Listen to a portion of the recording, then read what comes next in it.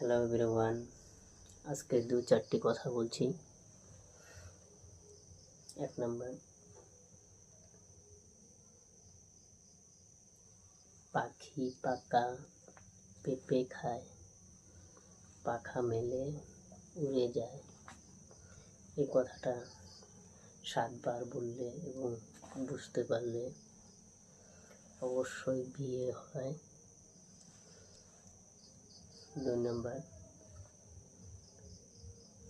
কয়লা যতই জলে দাও না কেন তার কালিমা কিন্তু দেখা যায়।